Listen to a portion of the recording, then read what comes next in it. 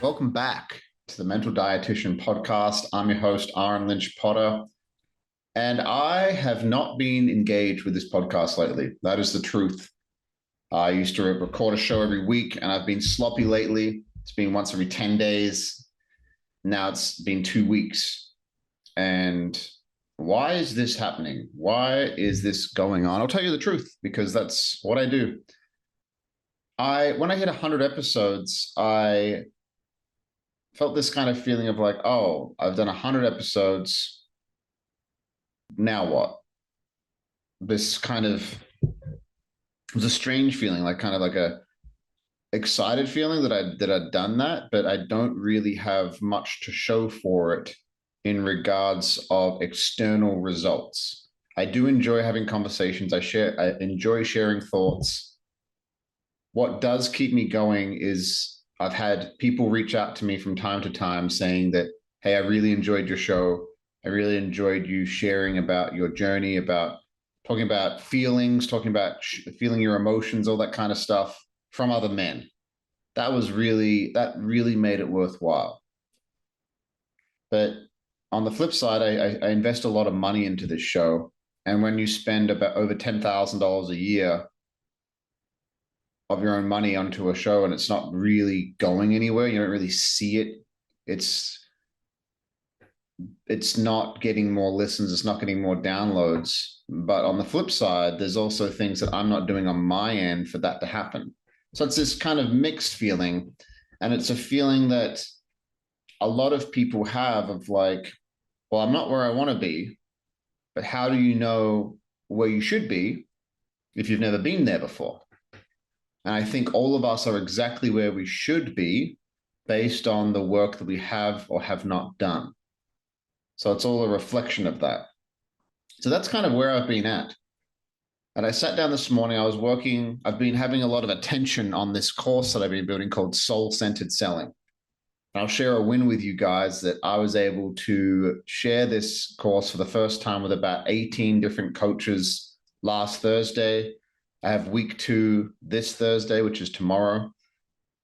And that idea of soul-centered selling came to me during what I call my dark week of the soul. This was in December. I have shared about it a little bit, but I don't know if I ever will share the deep, dark depths that I went to. I would call it like a psychological break where there was a number of different factors that led up to it. A lot of stress, a lot of feeling really unsafe, not integrating a plant medicine ceremony correctly, using marijuana as a way to avoid and numb my feelings.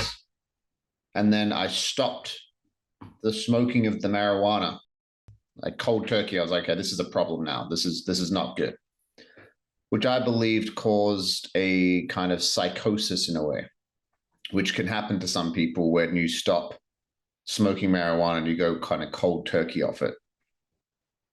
And that caused a week-long experience where I was basically stuck in fight or flight all the time, where no matter what I did, I couldn't get out of it. I was hallucinating. I was going through reliving this plant medicine experience I had. Instead of it being in 4 hours, it was in 4 days.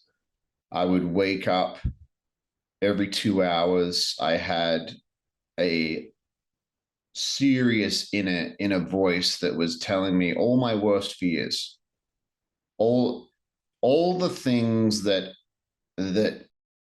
create fear in my life. I was forced to look into the darkness. I was forced to look into the shadows of myself and realize that I'm not who I thought I was, in the most beautiful way possible, in the most beautiful, freeing way possible. I had to let go of a lot of stuff. I had to question a lot of stuff. And it ultimately brought me back to be more in love with myself than I ever have been.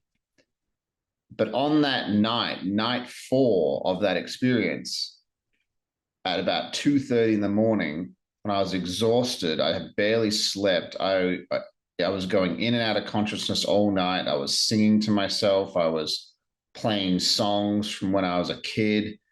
It was wild. I felt like I was holding on to my sanity by a thread, which is I've never had that experience. I would never wish that upon anybody.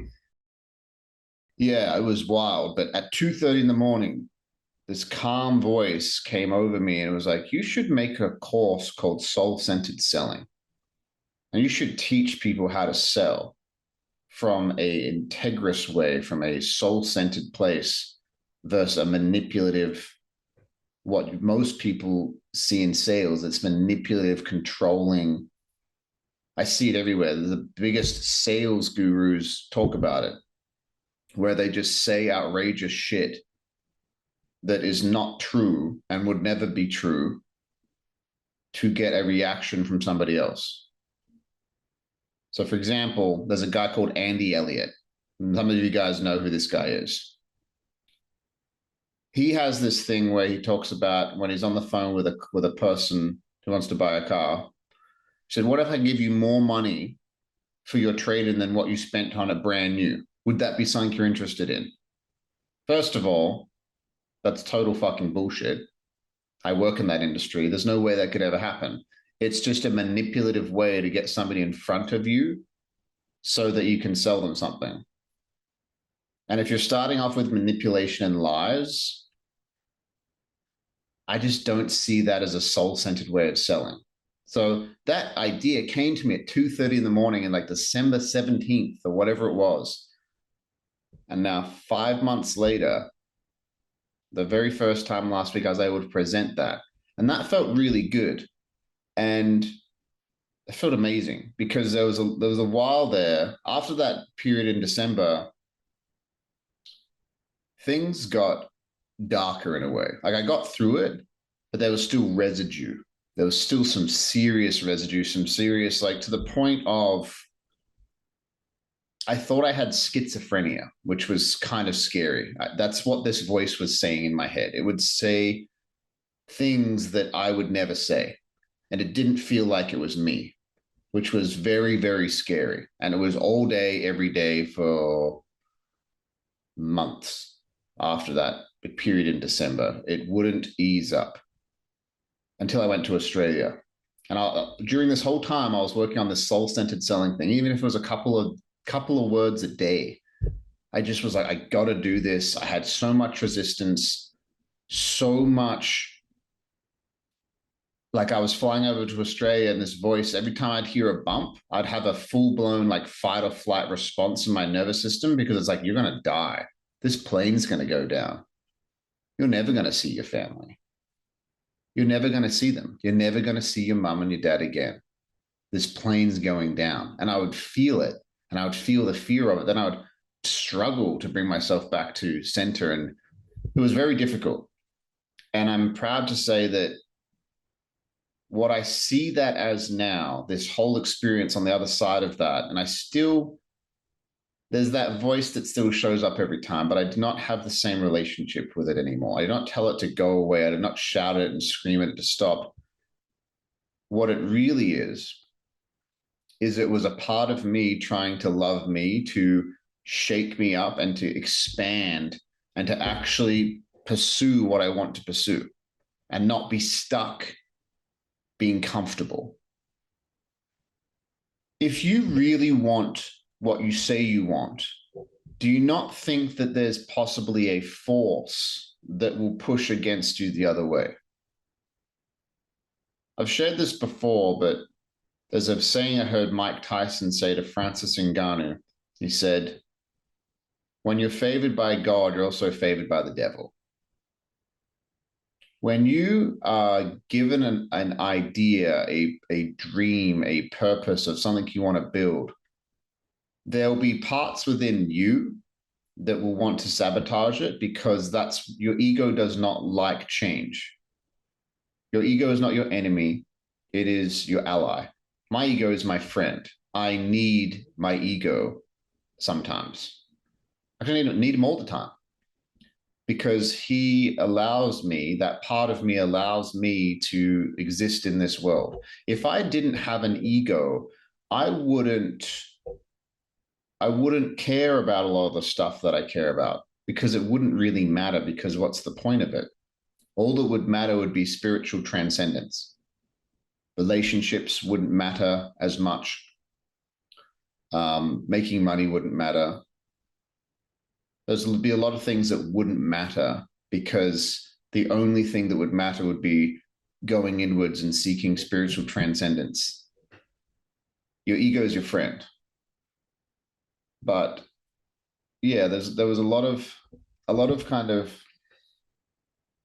stuff that happened around that whole period. And I kind of lost my train of thought there for a second, talking about my ego and how it's my friend. But the reason I shared that is because a lot of people try to push parts of themselves away. They push parts of themselves away and not realizing that these parts of you that might say horrible things to you are trying to show you a message. If you listen to the part of you that says horrible things to you and be like, okay, what do you want? If what you are saying is true, if I'm a piece of shit, or if this, or whatever it is, if I can't do that, if that's what you're saying, or I don't deserve this, or whatever it is for people. I've dealt with this with a lot of my clients, and I've worked through with a lot of them because I've worked through a lot of it within myself. And it is very interesting that there's some parts of people that tell them that they don't deserve love, that they don't deserve to make a certain amount of money, which is tied to abundance. They tells them that they're going to end up like their parents, or that whatever it may be, that they don't deserve certain things in life. Have you ever asked that part of yourself why it's saying that? Hey, you don't deserve love. It's like, okay.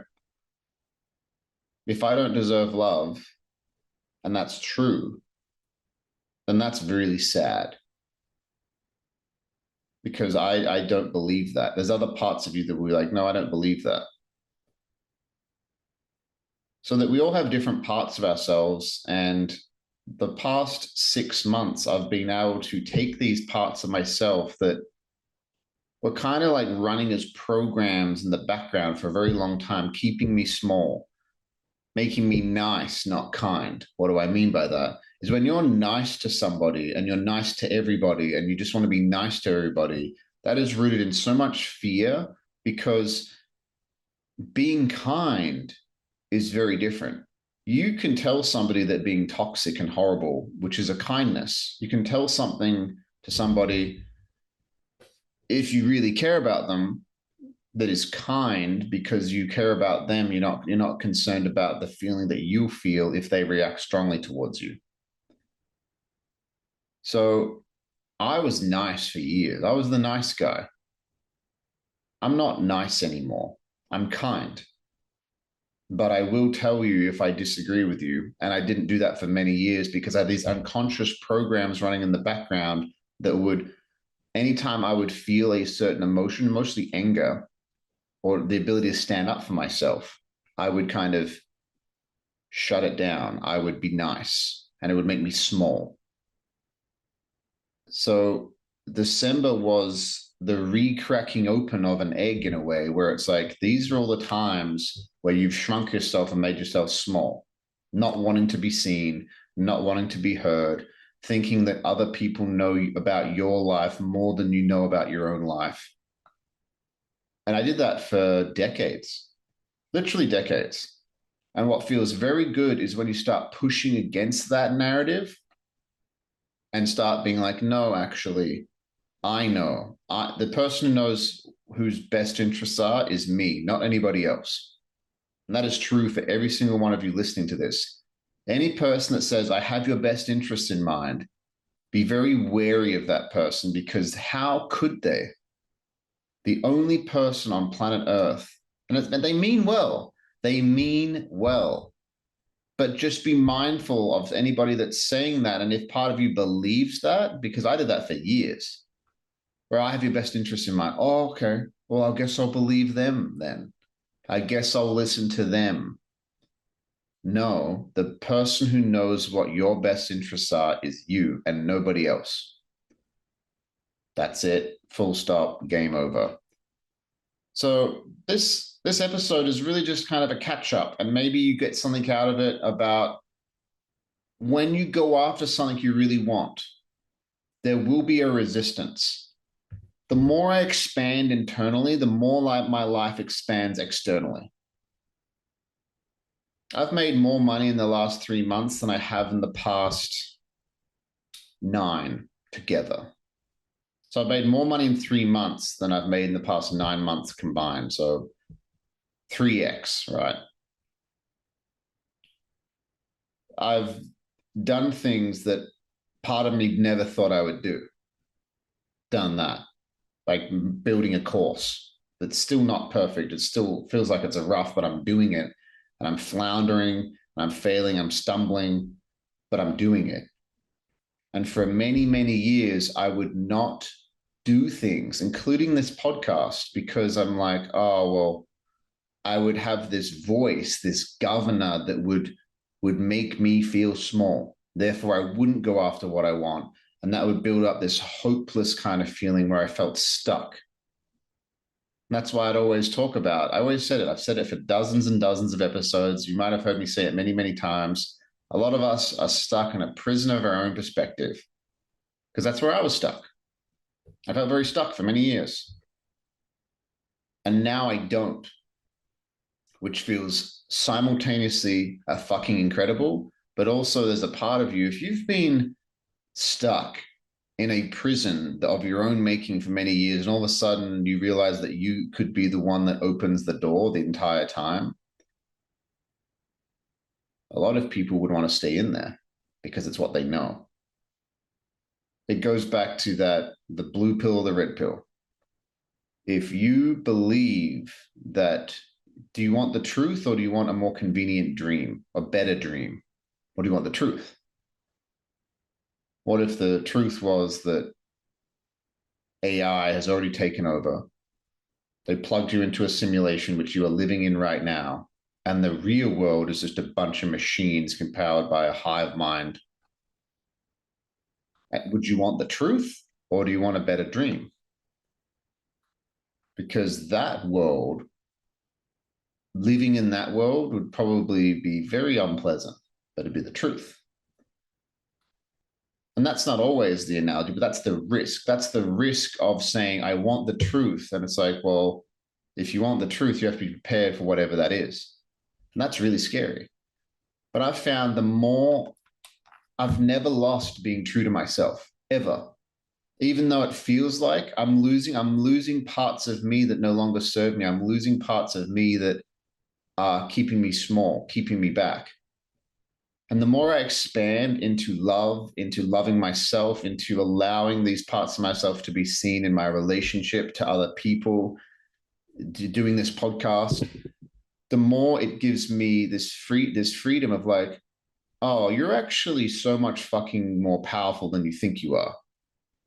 Like, you don't even have a clue. You're getting a little taste test, and you've had little taste tests, but how much can you feel? How much can you expand internally? And I found the more you expand internally, the more life, the material world expands on the outside. It's scary. It's not comfortable, but it is the only path, I believe, that will really give any person who's listening to this what you are looking for, whatever that is. So this is just a catch up on me. Hope you've all been well. I'd love to hear from you. If you get something out of the show, please reach out to me. Let me know. Because sometimes when you're talking to a camera in your spare bedroom, it just kind of doesn't feel like anybody's listening. So if somebody is listening, reach out to me because it means a lot to me. I'm a words of affirmation person. If I get a compliment, I'll think about it for months. So love you guys. Hope you're having a great day, morning, evening, whatever time zone you're in. And I'll see you next week.